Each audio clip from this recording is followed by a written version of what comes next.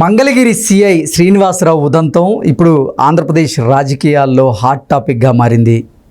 శ్రీనివాసరావు గారు నిన్న జనసేన కార్యాలయానికి షూ వేసుకొని వెళ్ళిన నేపథ్యంలో ఆయన మీద వేటు పడింది.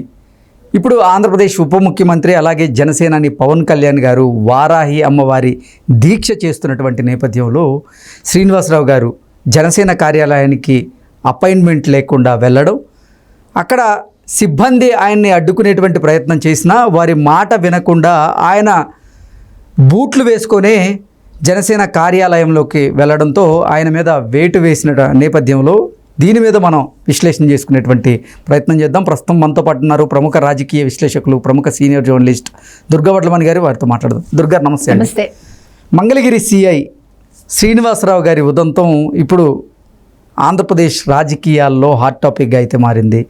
ఆయన పవన్ కళ్యాణ్ గారు వారాహి అమ్మవారి దీక్ష చేస్తున్నటువంటి నేపథ్యంలో జనసేన పార్టీ కార్యాలయంలోకి బూట్లు వేసుకొని లోపలికి వెళ్ళారు.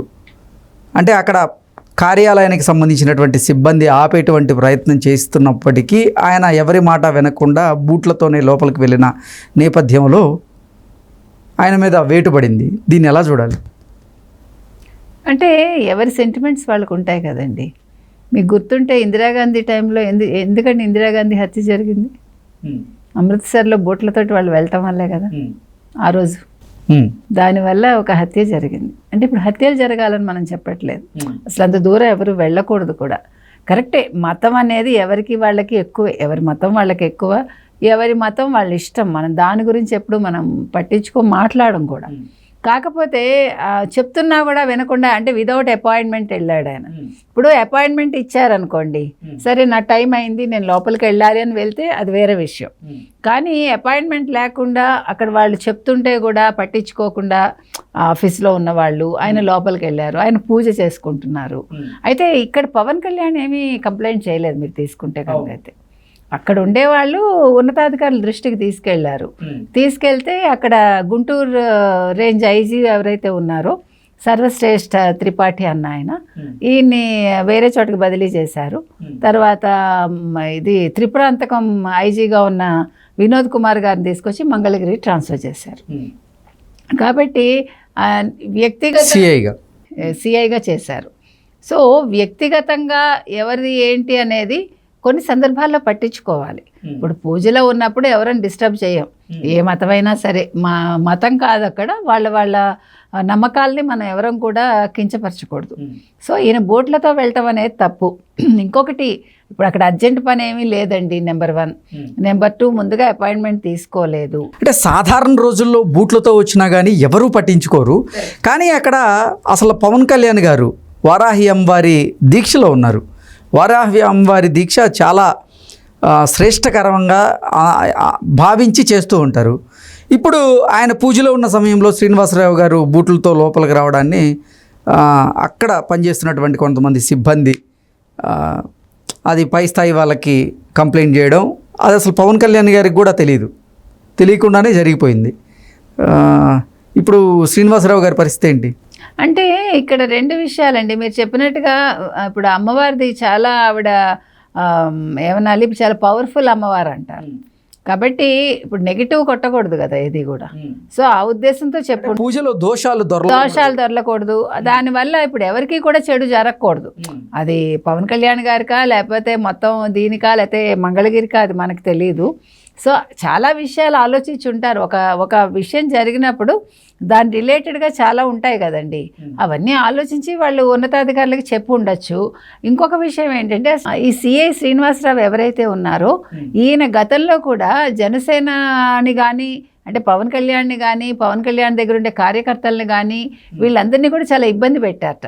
అంటే అతను వైసీపీకి చాలా కొమ్ము కాశాడు అని ఆయన మీద ఒక అపవాదం ఉంది.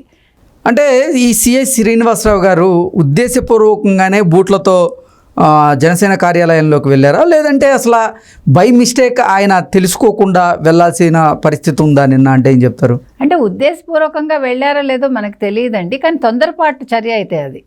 చర్య మాత్రం తొందరపాటు చర్య. వాళ్ళు ఆగమన్నప్పుడు ఆయన పూజలో ఉన్నారనే కదా చెప్పుంటారు అక్కడ. చెప్పినప్పుడు కూడా ఆగకుండా వెళ్ళటం అనేది ఆయన తప్పు. ఆయన కావాలని చేశారా లేదా అది వేరే విషయం. ఆయన ఏదైనా అవసరం కోసం వచ్చి ఉండొచ్చు, లేదా ఏదైనా పని మీద. అసలు నిన్న సిఐ శ్రీనివాసరావు గారు ఆ పార్టీ కార్యాలయానికి ఎందుకు వెళ్ళినట్టు?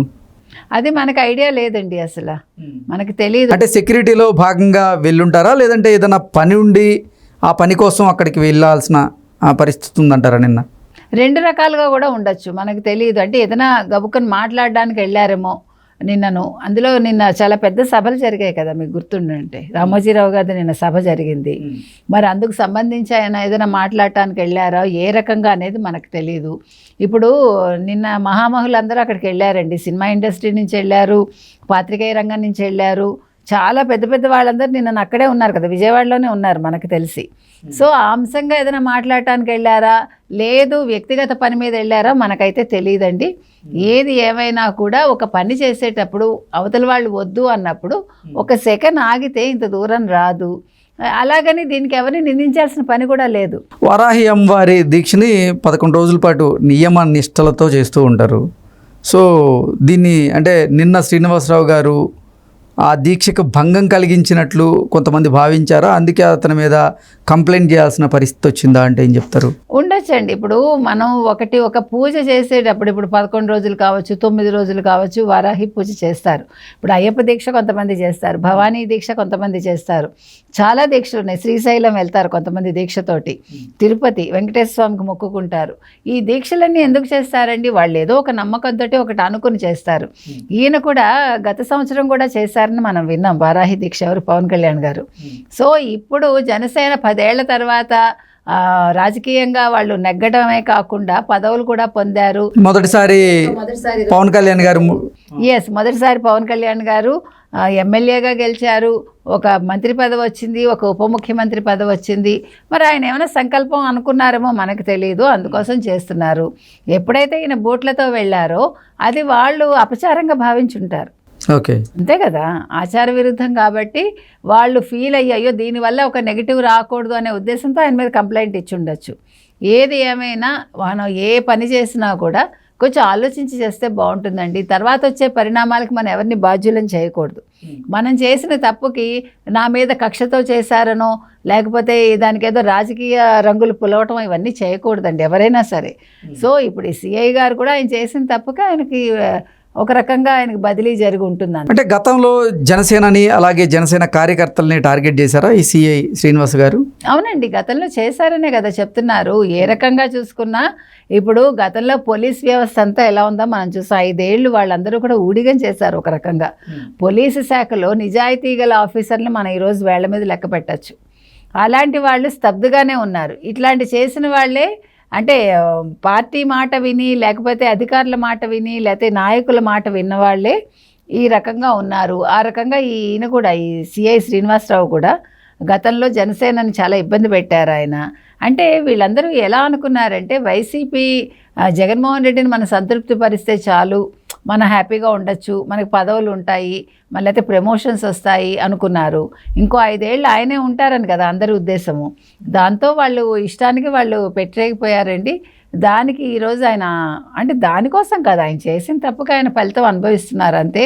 కాబట్టి ఇందులో పవన్ కళ్యాణ్ గారికి ఎటువంటి సంబంధం లేదు.